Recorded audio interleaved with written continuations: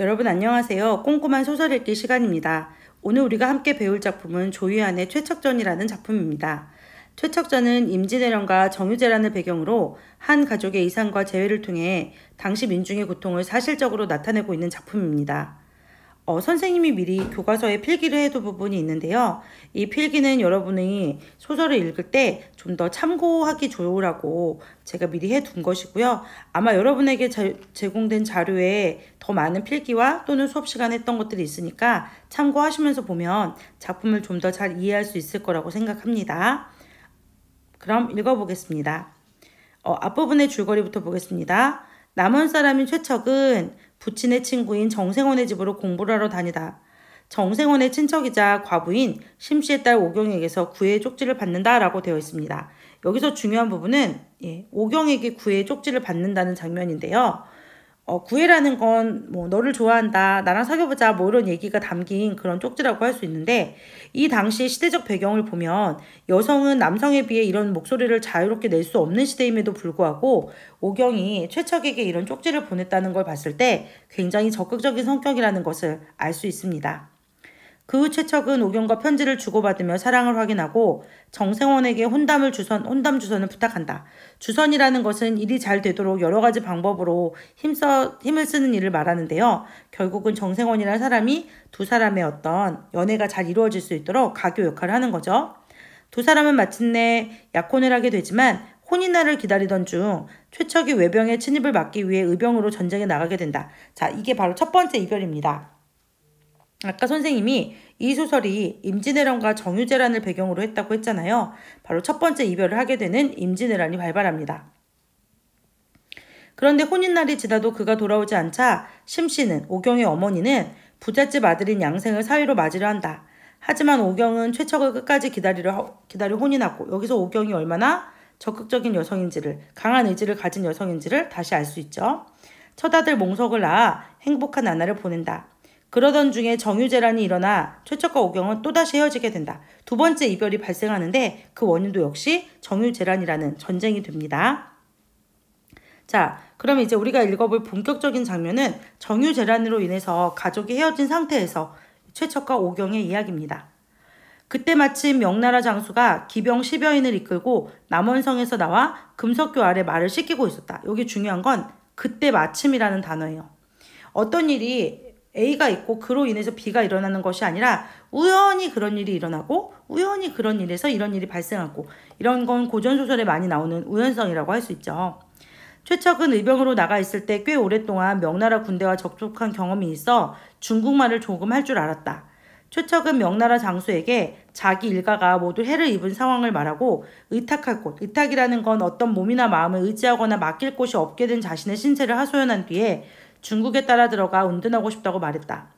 명나라 장수는 그 말을 듣고 측은히 불쌍하게 여겨 또 최척의 뜻을 가련히 여겨 이렇게 말했다. 자, 그러니까 우연히 말을 씻기러 나온 그런 명나라 장수들에게 최척이 다가가서 나는 여차저차해서 이런 일을 겪었는데 나는 의탁할 곳이 없으니 나는 너를 따라 중국에 가고 싶다 이렇게 말했다는 거죠. 그런데 여기서 그 말을 들은 사람은 최척의 처지를 안쓰럽게 여겨 가엾고 불쌍하게 여겨서 이렇게 얘기합니다. 나는 오총병의 천총 여유문이라 하오. 집은 절강서 용흥에 있는데 가난하지만 먹고 살만하다오. 인생은 마음을 알아주는 사람을 만나는 게 중요하다 하니 먼 곳이건 가까운 곳이건 자기 마음 가는 대로 논일고 머물 따름이지 하필 구석진 땅에서 머물며 옹색하게 살 이유가 무엇 있겠소? 라고 했어요. 여기서 여유문이라는 사람은 어떤 일을 하는지 잘 보세요. 최척이 너를 따라 중국에 가고 싶어 라고 했는데, 그래? 우리 집은 절강성 요흥에 있는데 가난하지만 먹고 살만은 해. 인생이라는 거 뭐 별거 있냐. 여기 머물지 말고 나와 함께 가자 라고 해서 최척의 부탁을 들어줍니다. 그렇게 본다면 여유문은 최척이 어려움에 처했을 때 그 어려움을 도와주는 조력자의 역할을 하는 사람이라고 할 수 있겠죠. 이윽고 최척에게 말 한 피를 주어 자신의 진영으로 데리고 가는 거야. 자, 최척은 용모가 빼어나고 생각이 주도면밀하여 말타기와 활쏘기를 잘하는데 문장에도 능했으므로 라고 했어요. 여기 한번 밑줄 쳐볼까요? 예. 여기 보시면 최척이라는 사람은 외모도 훌륭하대. 그리고 재주도 뛰어나대. 전형적인 제자 가인형 인물입니다. 고전소설에 나오는 주인공들은 인물도 뛰어나지만 능력까지 뛰어난 제자 가인형 인물이 많고 최척 역시 그런 인물이라고 할 수 있습니다.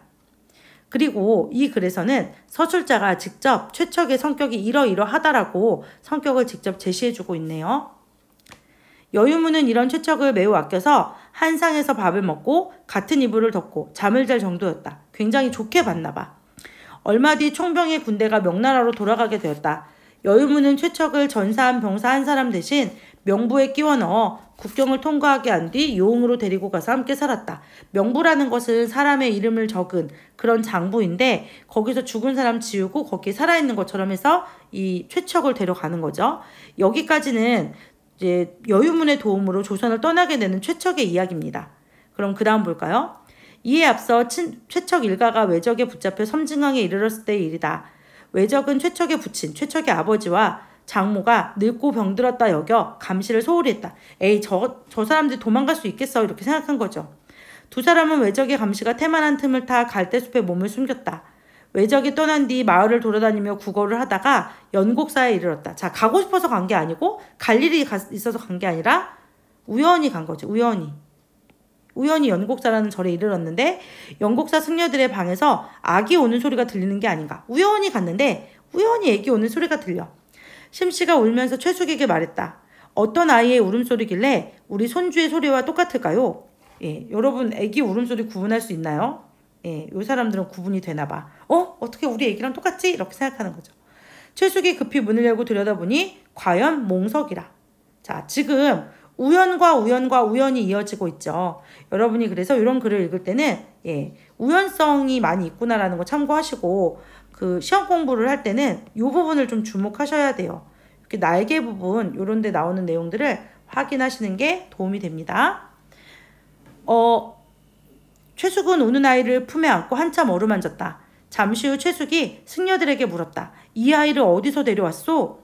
혜정이라는 승려가 앞으로 나오며 이렇게 말했다. 제가 길가의 시체더미 속에서 울음소리를 듣고 불쌍하여 거두었습니다. 혹 아기의 부모가 찾아오지 않을까 하여 기다렸는데 지금 과연 그렇게 되었으니 이 어찌 하늘의 도움이 아니겠습니까? 라고 했습니다. 이게 하늘의 도움, 우리 이런 거 사자성어로는 천우신조라고 해요. 최숙은 손자를 찾은지라 심씨와 번갈아 업어가며 집으로 돌아왔다.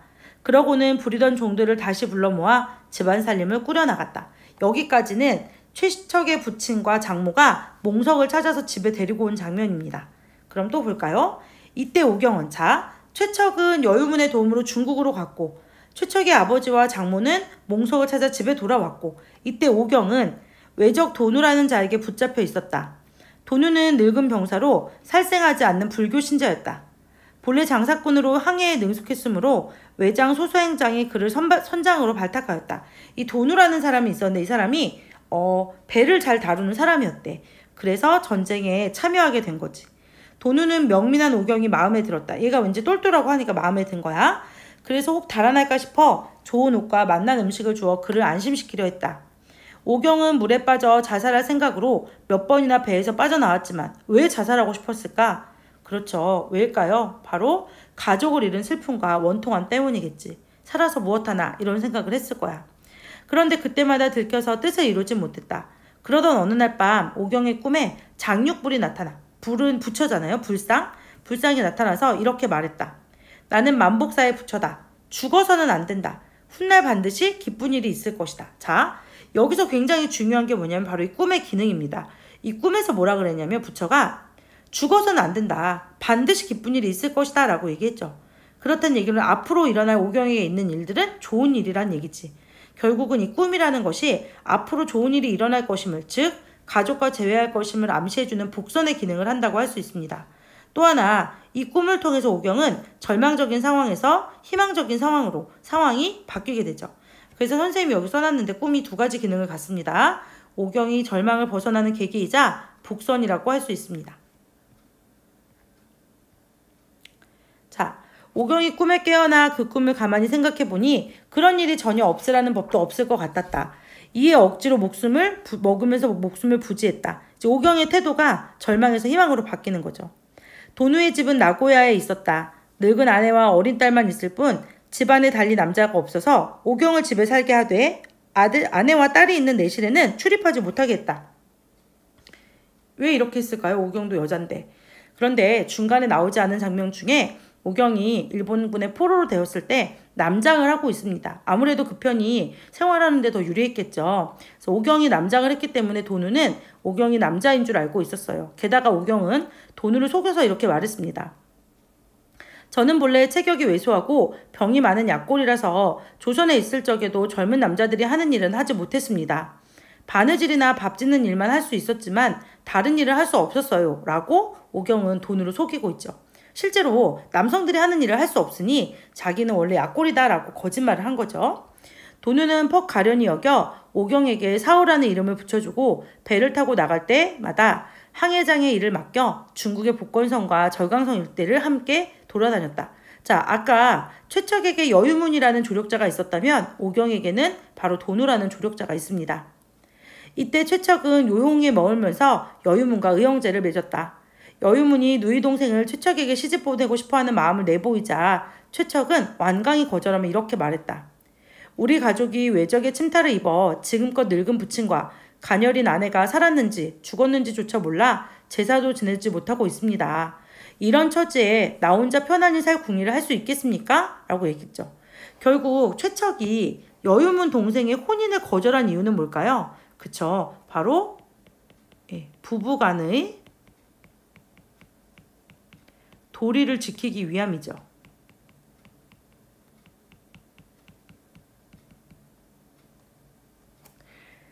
여유문도 최척의 생각을 의롭게 여겨 더 이상 혼인을 권유하지 않았다. 여유문 굉장히 좋은 사람이네. 그치?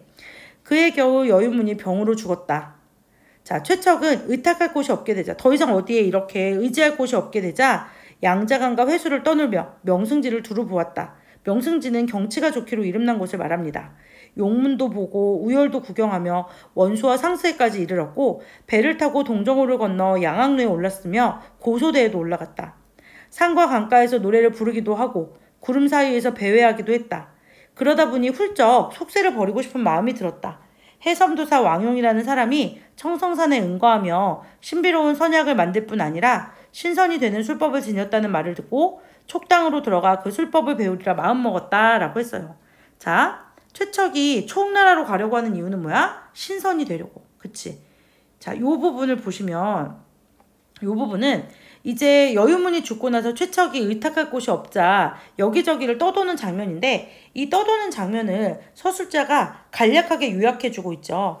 이렇게 요약적으로 제시하게 되면 사건의 전개 속도는 빨라지게 됩니다. 생각해보세요. 최척이 양자강에서 무슨 일을 했고 회수에서 무슨 일을 했고 용문 이 순서대로 다 쭉쭉쭉쭉 나열하지 않고 여기를 보고 이런 일을 했고 라고 하면서 사건을 굉장히 빠르게 건너뛰게 되는 역할이죠. 그 다음에 여기 보시면 최척이 의탁할 곳이 없게 됐다 이런 말 나오잖아요.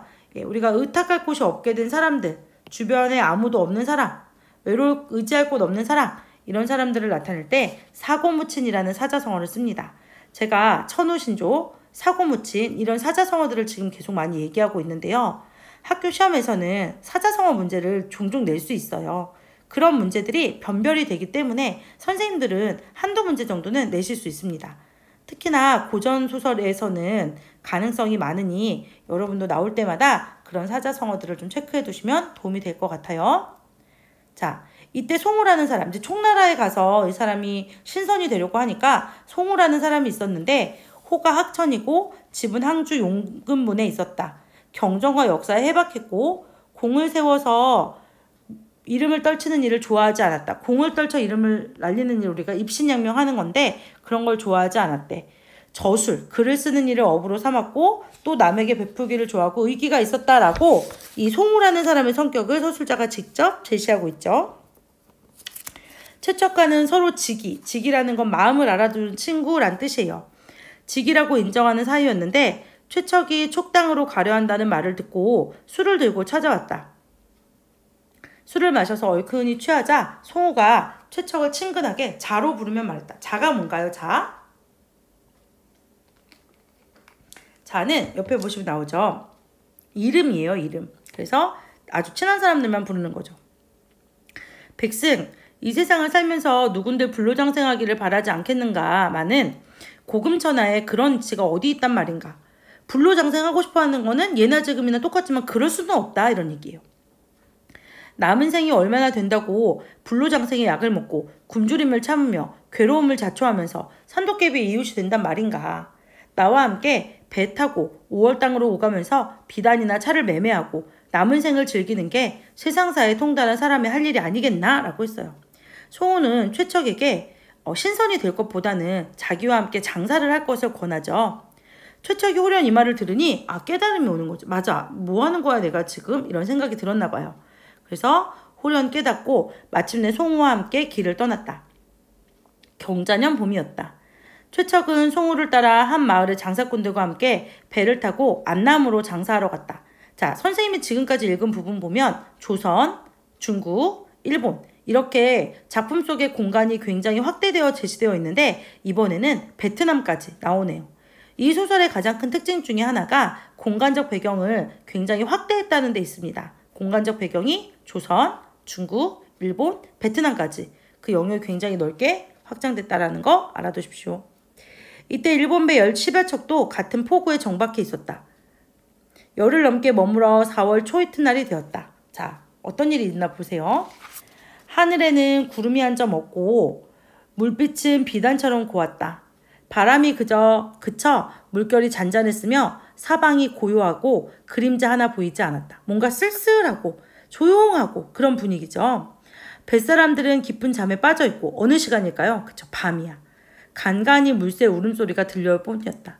밤에 물새가 울고 조용하고 물결이 잔잔한 뭔가 쓸쓸하고 그러면서도 고요한 그런 분위기가 느껴지는데 이런 분위기들을 굉장히 사실적으로 묘사하고 있죠. 여기서 말하는 사실적 묘사라는 얘기는 이런 말과는 반대되는 말이에요. 바로 전기적 또는 비현실성. 우리가 왜 구운몽이나 이런 소설들을 읽다 보면 공간적 배경이 비현실적이잖아요. 있을 수 없고 뭐 별주버전도 마찬가지, 용왕이나 이런 거. 근데 여기서는 그런 배경이 아니라 진짜 실제 우리가 같이 살고 생활하는 그런 공간을 묘사하고 있다는 점이 차이가 있습니다. 일본 배에서는 연부라는 소리가 들렸는데 그 소리가 매우 구슬펐다. 자, 조용한 밤에 물새가 좀 끼룩끼룩 우는데 연불 소리가 조용히 들려오는 거죠. 최척은 홀로 선창에 기대 앉아 자신의 신세를 생각하다가 짐꾸러미 안에서 통소를 꺼내 슬픈 곡조의 노래를 한 곡 불어서 가슴속에 맺힌 슬픔과 원망을 풀어보려 하였다. 자, 최척은 퉁소를 왜 꺼냈을까? 바로 그 뒤에 나오죠. 가슴속에 맺힌 슬픔과 원망을 풀려고. 타국에서의 어떤 외로움, 가족을 떠나보낸 것에 대한 어떤 슬픔, 이렇게 만들어진 상황에 대한 원망, 이런 것들을 풀기 위해서 퉁소를 분 거죠. 최척의 퉁소 소리에 바다와 하늘이 애처로운 빛을 띠고 구름과 안개도 수심이 잠긴 듯 했다. 여러분, 바다나 하늘이 애처로운 빛을 띌 수 있고 구름과 안개가 수심을 잠긴 듯 할 수 있을까요? 없죠. 바로 최척의 어떤 그런 심리, 슬픔을 지금 자연물에다가 이입해서 이야기하고 있는 겁니다. 그럼 이 퉁소 소리는 어떤 기능이 있을까요? 바로 최척의 이 심리를 반영한다고 할 수 있죠. 최척이 담긴 마음, 슬픔과 원망과 가족에 대한 그리움들을 퉁소 소리에 담았다고 할 수 있어요. 뱃사람들도 그 소리에 놀라 모두들 서글픈 표정을 지었다. 그때 문득 일본 배에서 연부라던 소리가 뚝 그쳤다. 잠시 후 조선말로 시를 읊는 소리가 들렸다. 누굴까요? 그쵸? 오경이겠죠. 왕자교 통소불제 달은 나지막하고 바닷빛 파란 하늘엔 이슬이 자욱하네. 푸른 난새에 함께 타고 날아가리니 복례사한 안개 속에서 길 잃지 않으리. 이 시의 내용이 뭔지는 전혀 중요하지 않습니다. 단 이 시를 누가 불렀느냐가 되게 중요하죠. 이 시는 오경이 지었어. 뭐 언제 지은 거냐? 물론 지금 읊긴 하지만 이 시를 예전에 오경도 지었던 적이 있었던 거죠. 이 시는 예전 과거에 최척과 오경이 헤어지기 전에 최척의 퉁소 소리에 맞춰서 오경이 지었던 시야. 그렇다는 얘기는 바로 그 둘만 아는 비밀인 거죠. 둘만 아는 비밀인 거예요. 그런데 그 소리가 났으니 서로 좀 놀랐겠지. 시를 읊는 소리가 그치더니 한숨 소리, 쯧쯧 혀차는 소리가 들려왔다. 최척은 시 읊는 소리를 듣고 깜짝 놀라 어리 빠진 사람 같았다. 저도 모르는 사이에 퉁소를 땅에 떨어뜨리고 마치 죽은 사람처럼 멍하니 서 있었다. 왜 이런 행동을 했을까요? 그쵸? 최척이 지금 굉장히 놀랐음을 알려주는 거지. 최척의 이런 행동은 최척의 놀랐다라는 심리를 표현해주는 그런 거라고 볼 수 있습니다. 송우가 말했다. 왜 그래? 왜 그래? 거듭 물어도 대답 없었다. 세 번째 무릎에 이르러서야 비로소 최척은 뭔가 말을 했지만 목이 막혀 말을 하지 못하고 눈물만 하염없이 흘렀다. 아까 행동이 최척의 심리를 반영하는 것이라면 지금도 역시 최척의 심리를 간접적으로 보여주는 거라고 할 수 있죠. 최척은 지금 너무 놀라서 말하지 못하고 눈물만 흘리고 있는 겁니다. 최척은 잠시 후 마음을 진정시킨 뒤 이렇게 말했다. 저건 내 아내가 지은 시일세. 우리 부부 말고는 아무도 알지 못하는 시야. 게다가 방금 시를 읊었던 소리도 아내의 목소리와 흡사해. 혹 아내가 저 배에 있는 건 아닐까? 그럴 리 없을 텐데 말이야. 자, 최척이 놀란 이유가 뭡니까? 바로 이거예요. 최척과 아내만 알고 있었던 비밀이었던 시가 누군가에 의해서 지금 읊어지는 거야. 타국에서. 심지어 베트남인데. 그래서 그런데다가 그 목소리가 내 아내와 비슷해. 내가 생각할 때 아내는 정유재란에 나랑 헤어져서 죽임을 당했을 것 같은데 어떻게 저렇게 목소리가 나지? 이런 놀라움이 있었겠죠. 그러고는 자기 일가가 외적에게 당했던 일의 전말을 자세히 말했다. 사람들 앞에서 이제 우리 가족이 정유재란으로 인해서 여차저차 아들은 버려지고 부모님은 이렇게 되고 난 이렇게 되고 아내 이렇게 자세히 설명을 한 거지. 배 안에 있던 사람들이 모두 놀랍고 희한한 일로 여겼다. 그런데 지금 저 소리가 났으니까 희한하게 여기는 거지. 그 자리에 두홍이라는 사람이 있었는데 젊고 용감한 자였다. 성격을 직접 예시해줬어요. 두홍은 최척의 말을 듣더니 의기 넘치는 표정이 되어 주먹으로 노를 치고 분연히 일어나서 이렇게 말했다. 내가 저 배로 가서 사정을 살펴보겠소. 예. 두홍이라는 사람의 성격을 우리가 알 수 있죠? 어때요? 예, 급하죠. 송호가 두홍을 말리며 말했다. 야심한 시각에 소란을 일으켰다가는 큰 난리가 날지도 모르네. 내일 아침에 조용히 처리하는 게 좋겠어. 사람들이 모두 그러는 게 좋겠다고 했다. 최척은 앉은 채로 아침이 오기만을 기다렸다. 자, 잠깐 여기 좀 볼까요? 여기 보시면 두홍과 송우의 성격을 알 수 있죠.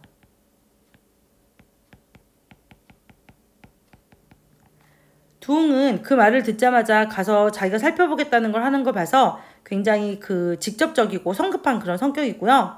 송우는 좀 차분하고 침착한 그런 성격인 것 같습니다. 그런데 우리가 이 사람들의 성격을 알 수 있었던 것은 이 사람들이 했던 대사를 통해서 알 수 있는 거죠. 인물의 성격을 간접 제시하고 있네요. 자, 이윽고 해가 떠올랐다. 드디어 다음 날이 됐습니다. 최척은 즉시 해안으로 내려가 일본배 앞으로 다가갔다. 그러고는 조선말로 물었다. 간밤에 시를 읊던 사람이 분명히 조선 사람이었소. 나 역시 조선 사람인데 한번 만나볼 수 있다면 그 기쁨이 타국을 떠돌아다니다가 자기 나라 사람 만나 비슷한 사람을 보고 기뻐하는데 비길 수 있겠소? 이랬어요. 그동안은 그냥 우리나라 사람 비슷하기만 해도 좋아했는데 진짜 조국 사람을 만나면 그거는 정말 엄청 기쁜 일이다 이런 얘기잖아. 그치? 오경은 어젯밤에 최척의 퉁소 소리를 들었다. 자, 오경은 최척의 퉁소 소리라고 확신을 하고 있는 것 같아요. 조선 가락인데다가 귀에 익은 곡조라. 왜냐하면 예전에 둘이 불렀던 거니까. 혹시 자기 남편이 저쪽 배에 타고 있는 것은 아닐까 의심하여 시험 삼아 예전에 지었던 시를 읊어본 것이다. 여기서 우리가 오경과 지금 최척이 서로 마음이 통했다는 걸 알 수 있죠. 이런 걸 이심전심, 여마미소 또는 여마시중이라는 단어를 써서 표현합니다. 마음이 통한다 이런 얘기죠. 그리고 오경은 혹시나 남편이 아닐까 해서 시를 읊어본 거죠. 이게 바로 이 문제의 답이에요. 왜 시를 읊었느냐? 남편인가 아닌가 해서. 자, 그러던 차에 밖에서 최척이 말하는 소리를 듣고 밖에 이제 와가지고 여기 어저께 난 조선 사람인데 막 이런 얘기 했잖아. 그 얘기를 들으니 내 남편이 맞구나 하고 허겁지겁 허둥지둥 엎어질 듯 배에서 뛰어내려왔어요. 드디어 최척과 오경이 재회를 합니다. 드디어 이제 다시 만나가지고 사랑을 하는 거예요. 최척과 오경은 마주보고 소리치며 얼싸였고 모래를 뒹굴렀다. 기가 막혀서 입에 말이 나오지 않았다. 눈물이 닿아자 피눈물이 나왔으며 눈에는 아무것도 보이지 않았다. 얼마나 반가우면 피눈물이 날까요? 굉장히 지금 둘이 그 만남을 반가워하고 있습니다. 두 나라의 뱃사람들이 이들 주위를 빙 둘러서 구경을 하고 있었는데, 자, 이런 표현 나오죠? 처음에는 두 사람이 친구인가 보다 여겼대. 왜일까? 왜 이렇게 여겼을까요? 왜? 그쵸. 오경은 현재 어떤 상태? 그쵸. 남장을 하고 있죠.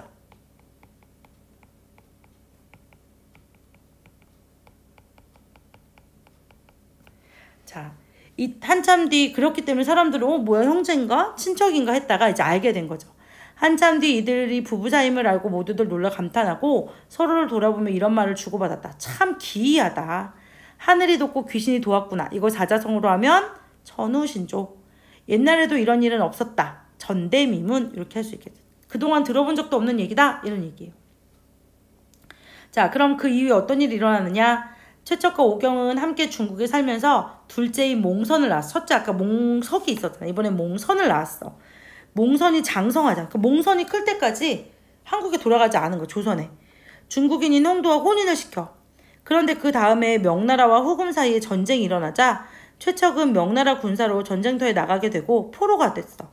근데 마침 최척은 조선의 병사로 출전했다가 포로로 잡혀온 아들 몽석이랑 포로 수용소에서 만나. 또 뭐가 일어났지? 그치. 우연히 잡혀갔는데 우연히 만나요. 최척은 몽석과 수용소를 탈출하여 남원으로 돌아오고 오경과 몽선도 홍도와 함께 남원으로 돌아와 최척과 제외하며 온 가족이 행복하게 산다라고 했어. 결국은 행복한 결말로 끝나게 되네요. 고전소설의 특징이죠. 그렇다면 여러분 이 소설을 잘 이해했는지 선생님이 지금부터 5개 정도의 질문을 던져보겠습니다.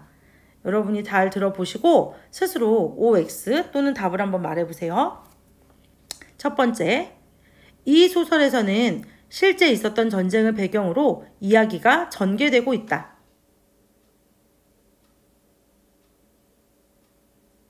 두 번째, 최척은 여유문의 동생이 마음에 들지 않아 혼사제의를 거절하였다.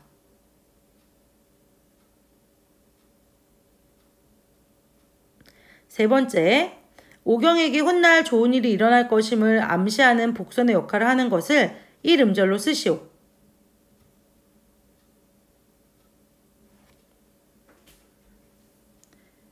네 번째, 오경은 퉁소 소리를 듣고 퉁소를 부는 사람이 남편임을 확인하기 위해 시를 읊었다.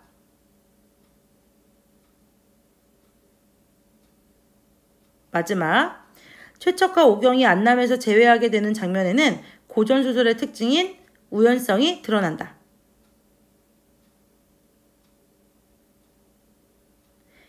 마음속에 답을 다 하셨나요? 선생님이 읽은 5개의 질문 중에 두 번째 질문, 최척은 여유문의 동생이 마음에 들지 않아 혼사제의를 거절하였다를 빼고는 모두 정답은 O입니다. 특히 3번 문제에서 오경에서 훗날 좋은 일이 일어날 것임을 암시하는 복선의 역할을 하는 단어를 쓰라고 했을 때 여러분이 써야 되는 단어는 네, 맞습니다. 꿈입니다. 그래서 이 소설에서 꿈의 기능, 인물의 성격 이런 것들은 굉장히 중요한 부분이기 때문에 여러분이 따로 더 공부를 해 두셔야 할 것 같습니다. 그러면 작품 전체를 다시 한번 정리하고 학습활동으로 넘어갈게요. 최척전은 임진왜란과 정유재란을 배경으로 하고 또 명나라와 후금의 전쟁까지를 배경으로 하면서 인물들 간의 만남, 이별, 재회의 반복이라는 구조를 가지고 있습니다. 두 번째, 전쟁으로 인해서 그 속에서 백성들의 고통을 이산과 전란으로 인한 아픔이 어떤 것인지를 사실적으로 그려낸다는 점에서 의미가 있습니다. 세 번째는 실제 전쟁인 임진왜란과 정유재란을 배경으로 하고 있다는 거. 네 번째는 조선, 중국, 일본, 안남 등 공간적 배경을 그 이전의 시기의 소설들과는 달리 굉장히 확장해서 사용하고 있다는 점. 이런 부분들은 여러분이 기억해 두셔야 합니다. 그러면 학습활동으로 갈까요?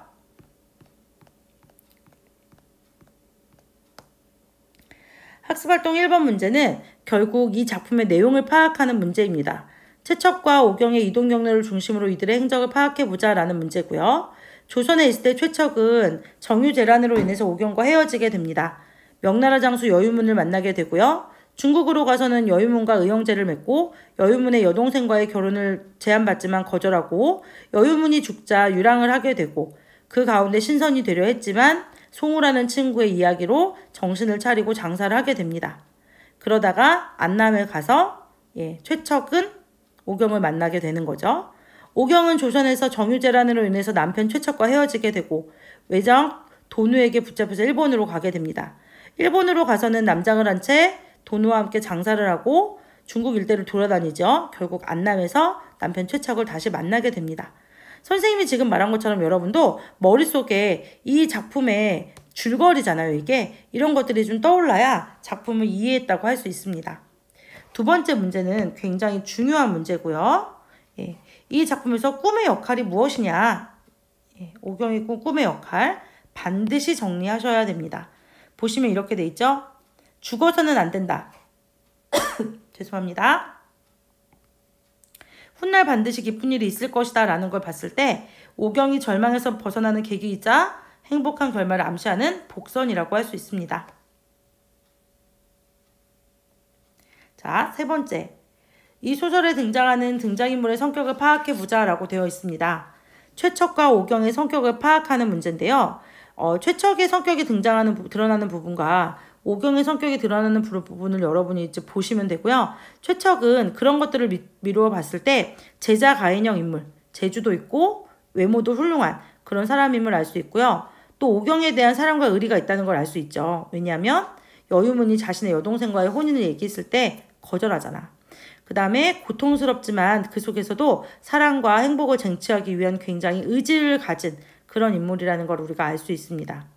오경 역시 강한 의지와 지혜로 역경을 극복하는 사람임을 알 수 있고요. 자신의 의지대로 배우자를 선택하는 걸 봤을 때 굉장히 적극적인 그런 여성임을 알 수 있죠.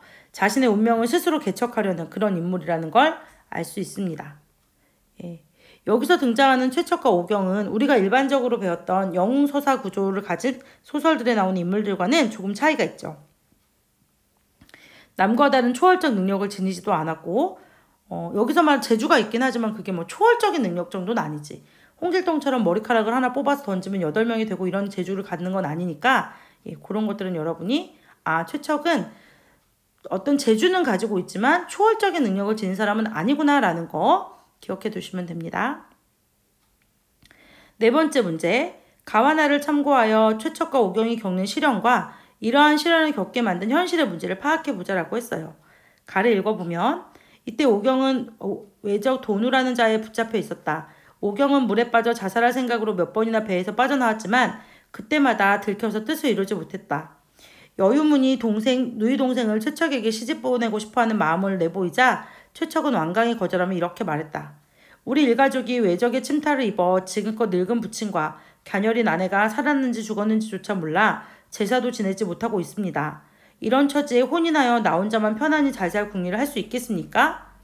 자, 이런 것을 봤을 때 최척과 오경이 겪는 시련은 서로 이별해서 생사조차 알지 못하는 그런 상황임을 우리가 알 수 있습니다. 그리고 이것은 결국은 바로 전쟁으로 인한 전란과 가족 이산의 문제라는 것을 확인할 수 있었죠. 여기서 전쟁을 구체적으로 쓰라고 하진 않겠지만 우리 교과서에 제시된 장면에서는 정유재란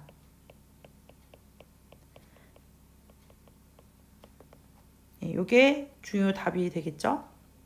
넘겨볼까요? 마지막 문제입니다. 다음은 이 소설의 전체 내용을 정리하여 나타낸 것이다. 앞부분의 줄거리와 뒷부분의 줄거리를 참고하여 이 소설의 시대적 배경의 의미를 파악하고 이러한 배경이 최척과 오경에게 어떤 영향을 미치고 있는지 이야기해보자 라고 했어요. 여기 보시면 크게 3번의 전쟁이 있고요.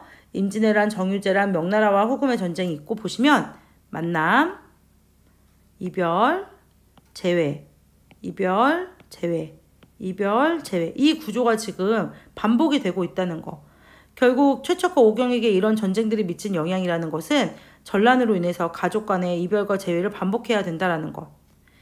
그러면 작가는 이런 걸 통해서 무슨 얘기를 하고 싶었을까요? 그렇죠. 결국은 이런 전쟁으로 인해서 우리 민중들이 겪는 고통이나 아픔이 얼마나 큰 것인지를 표현하려고 했다라고 알 수 있습니다. 여러분이 이 최척전을 공부한다고 하실 때 제일 먼저 하셔야 될 일은 작품의 전체 줄거리를 파악하는 일입니다. 그래서 빈 종이를 두고 최척전의 줄거리를 최척이 여유문을 만나고 중국으로 가고 거기서 이런 일을 겪고 이 단계별로 해두시면 좀 도움이 될 것 같아요. 또 하나는 우리 책에서는 지금 최척과 오경이라는 사람의 인물 성격을 제시하는 방법을 여러 번 달리하고 있죠. 첫 번째로는 뭐 그 사람의 행동을 통해서 간접 제시하기도 하고 중간에 보면 최척은 이런 사람이다라고 해서 직접 제시하기도 하고 이런 장면들도 좀 생각해 두시고요. 중간중간에 언급되었던 사자성어, 그 다음에 옆에 보시면 날개에 그 내용을 확인하는 문제들이 있습니다. 그런 문제들은 출제를 할 때 포인트가 되기 때문에 반드시 그런 부분을 확인하셔야 돼요.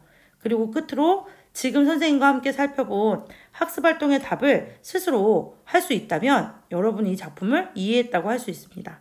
꿈의 기능, 그 다음에 인물의 성격 제시 방법, 인물의 성격, 그 다음에 전체적인 줄거리 이런 것들을 파악하시면 되고요. 고전소설은 사실 전체적인 내용을 이해한다면 그렇게 어렵지 않은데 여러분이 이제 고전소설은 읽기가 어려우니까 좀 많이 겁내는 편인 것 같아요. 다시 한번 교과서를 꼼꼼히 읽어보시고 여러 가지 유형의 문제들도 좀 접하면서 요 내용을 정리해 두시면 도움이 될 거라고 생각합니다. 오늘 수업은 여기서 마치겠습니다.